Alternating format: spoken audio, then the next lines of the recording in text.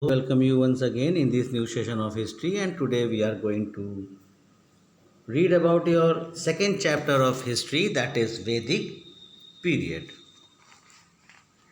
Now we will start this chapter Vedic period. Its sources: Vedas, epics,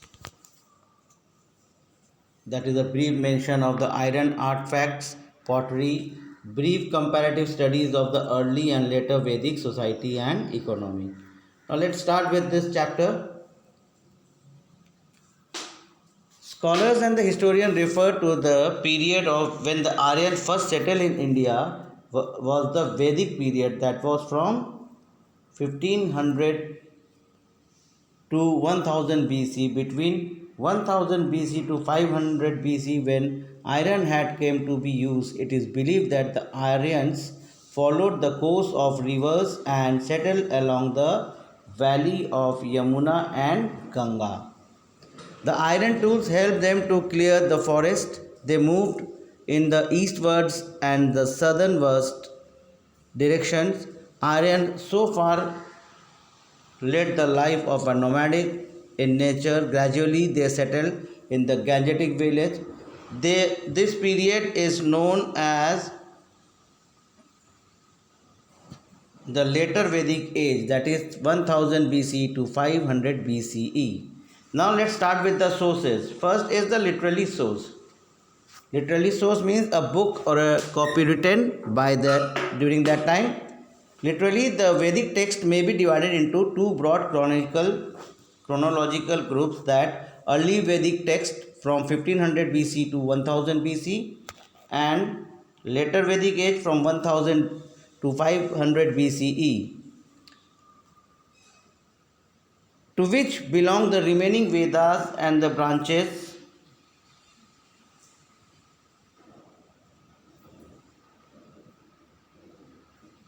of Upanishads, and the two periods corresponding the two phases of the Aryan expansion in India.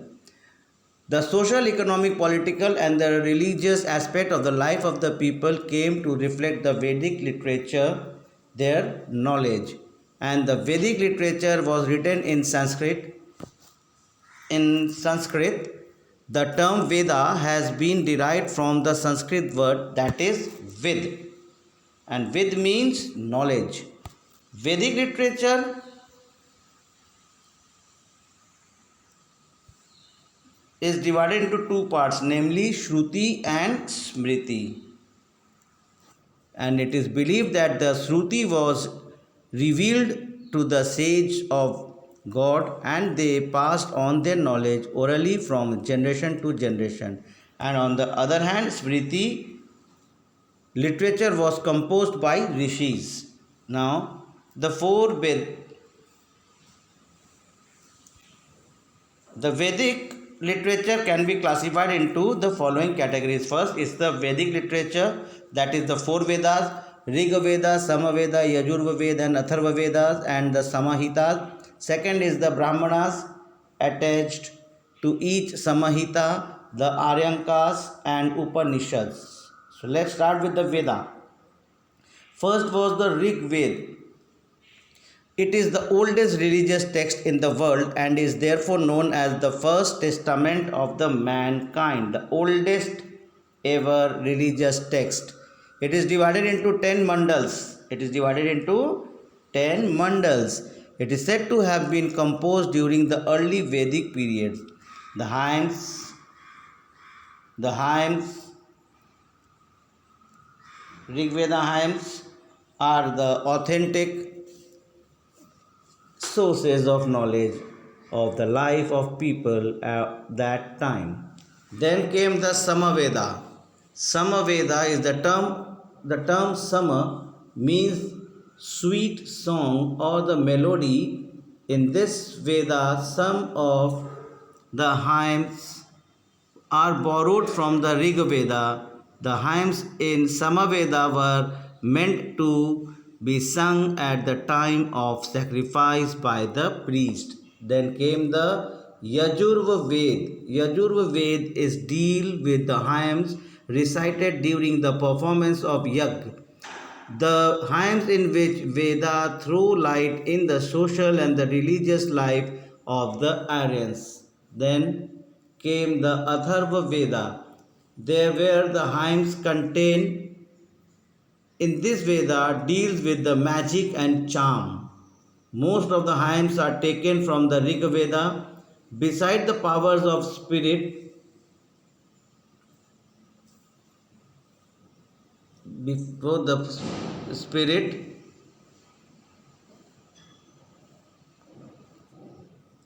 the karma and the Atharva Veda, most of the hymns were taken in the Riga Veda. Beside the power of the spirit, the hymns deal with the Gyan, knowledge, karma, and action, upasana, innovation, and such hymns are deals with the various diseases. The Brahmanas. The Brahmanas, written after the Vedas, as their simple complementary, the Brahmanas are in prose. It's a prose. They explain the social and the religious importance of the rituals as well as the value of sacrifices. The Brahmans are a great historical value. Each Veda has several Brahmanas. Okay. Now the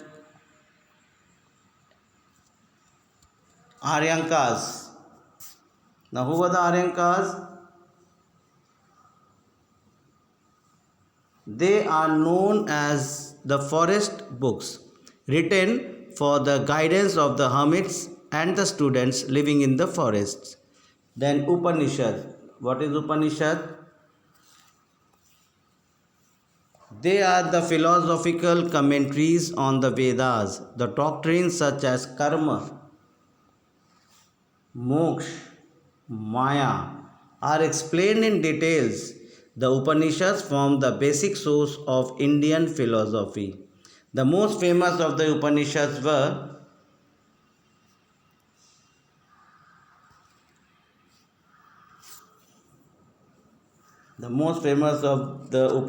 are Chandogya Upanishad, Kena Upanishad, Aitraya Upanishad, and Taittiriya Upanishad.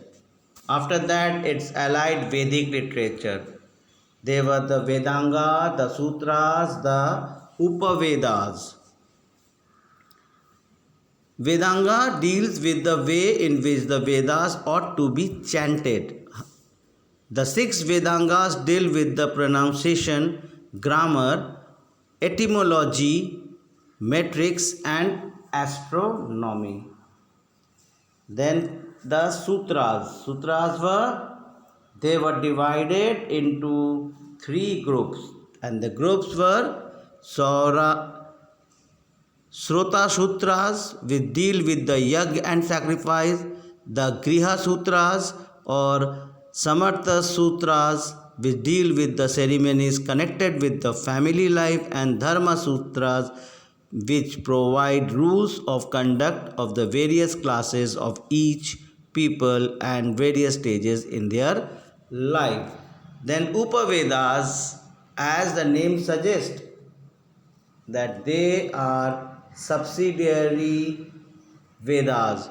They are four numbers of Ayurveda, deals with the Indian system of medicine.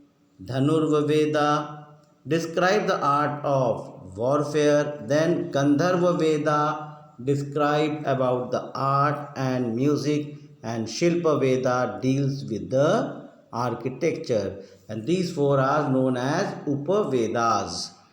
Then Darshanas. The law book called there are six schools of Indian philosophy which give the Shad Darshan. They include Nyaya Darshan, then Vaisheshika, Sankhya, then Yoga, then Purva Mimamsa, and Uttar Mimamsa. Then Dharma Shastra is the law book, it is known as the Dharma Shastras, with the Smritis together with their commentaries are called Dharma Shastra. Manusmriti gives the description of the Hindu code of law, including the varnas and the castes of ashramas. Then came the Ashtadhyayi. It is a treatise on which Sanskrit grammar like of Panini. Information is given to the roots of the words. This context the Vedic literature. There were the two epics, one is the Ramayana and another is Mahabharata. Ramayana was written by Maharishi Valmiki. It is the story of the Ram and how he conquered the Lanka. Then Mahabharata,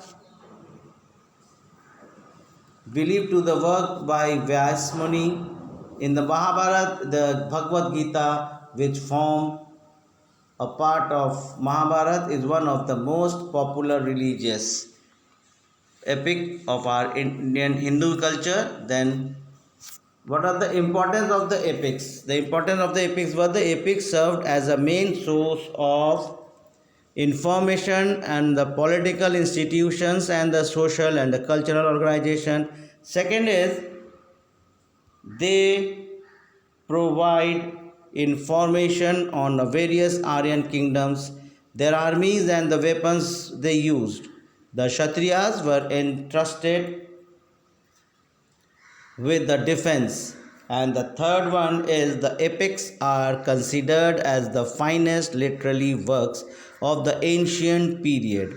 Fourth one is they reveal the high ideals of the family life of Aryans. And the fifth one is the great heroes depicted the epics are embodiment of a high moral principles and made of a great impact of successive generations. The Bhagavad Gita elaborates the karma, philosophy and the immortality of soul. Then we get the archaeological sources. In the archaeological sources we get the iron artifact. Then second one is pottery. So we will read about this in our next session. Till then, have a nice day and take care of your health.